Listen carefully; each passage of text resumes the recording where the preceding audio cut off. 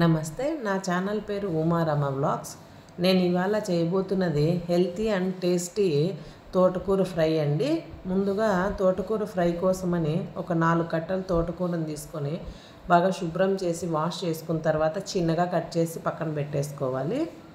ఇప్పుడు ఫ్రై కోసమని ఒక ఆనియన్ని చిన్నగా కట్ చేసుకోవాలి. అలాగే ఒక 5-6 వెల్లుల్లి రెబ్బల్ని కచ్చా పచ్చాగా చేసుకోవాలి.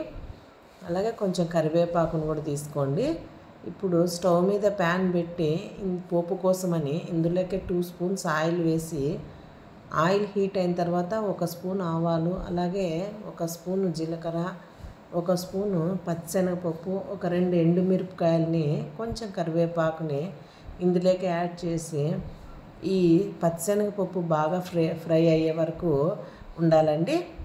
ఇదంతా బాగా ఫ్రై అయిన తర్వాత మనం ముందుగా కట్ చేసి పెట్టుకున్న ఒక ఆనియన్ని కూడా ఇందులోకి యాడ్ చేసుకోవాలి. ఇదంతా సిమ్లో పెట్టి చేసుకోవాలండి. ఈ ఆనియన్స్ కూడా కలర్ చేంజ్ అయ్యే వరకు ఫ్రై అవ్వనివ్వాలి.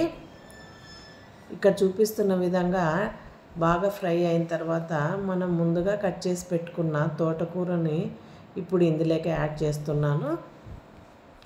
మొత్తము తోటకూరనంతా ఇందులోకి యాడ్ చేసిన తర్వాత మనకి టేస్ట్కి తగినంత సాల్ట్ని, అలాగే 1 స్పూను పసుపుని కూడా ఇందులోకి యాడ్ చేసి ఇదంతా 2 మినిట్స్ అలాగే వదిలేయాలండి. అప్పుడు ఆకుకూర కొద్దిగా మగ్గిన తర్వాత మనము ఇందులోకి ముందుగా కచ్చా పచ్చాగా చేసుకున్న 5-6 వెల్లుల్లి రెబ్బలు, అలాగే టేస్ట్కి సరిపడా కారాన్ని యాడ్ చేసుకోవాలండి. ఇక్కడ నేను 1.5 స్పూను కారాన్ని యాడ్ చేస్తున్నాను. ఇక్కడ చూపిస్తున్న విధంగా కారాన్ని మొత్తము ఆకుకూరకు బాగా పట్టేటట్లు బాగా మిక్స్ చేసుకోవాలండి. ఇక్కడ మీకు సాల్ట్ ఇంకా చూసుకొని అడ్జస్ట్ చేసుకోండి కావాలంటే. ఇలా అంతా బాగా ఫ్రై అవ్వనివ్వాలండి. ఇలా ఫ్రై అయ్యేటప్పుడే ఈ ఆకుకూరలో నుంచి వాటర్ సపరేట్ అవుతుంది. ఈ వాటర్ అంతా బాగా ఆవిరైపోయే వరకు మగ్గించుకోవాలండి. ఇక్కడ మనం వాటర్ యాడ్ చేయం కాబట్టి ఆయిల్ కూడా చాలా తక్కువే వేసానండి. సిమ్లో పెట్టే బాగా ఫ్రై చేసుకోవాలి. ఈ ఆకుకూరలోనే బాగా ఫ్రై అయిన తర్వాత మనము పుట్నాల పొడిని చేసుకొని ఇందులోకే ఒక 2 స్పూన్స్ యాడ్ చేస్తున్నాను. కావాలంటే మీరు ఇక్కడ పల్లీల పొడినైనా యాడ్ చేసుకోవచ్చండి. ఇక్కడ నేను పుట్నాల పొడిని యాడ్ చేస్తున్నాను. ఇదంతా బాగా మిక్స్ చేసుకొని ఒక 2 మినిట్స్ ఫ్రై అవ్వనివ్వాలండి.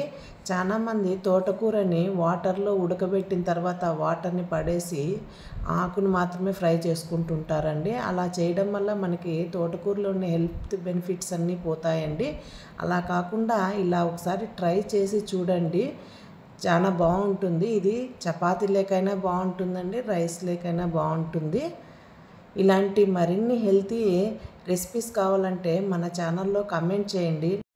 మన ఛానల్లో ఇంతకుముందు పొన్నగంటి ఫ్రైని కూడా చేసి చూపించానండి. ఒకసారి మన ఛానల్లో చెక్ చేయండి. అంతేనండి, మన తోటకూర ఫ్రై రెడీ అయిపోతుంది. ఇక్కడ చూపిస్తున్న విధంగా మన ఛానల్ని సబ్స్క్రైబ్ చేయండి, లైక్ చేయండి, షేర్ చేయండి, కామెంట్ చేయండి. ఇక్కడ చూపిస్తున్న విధంగా బెల్ ఐకాన్ని క్లిక్ చేయండి. Thank you for watching.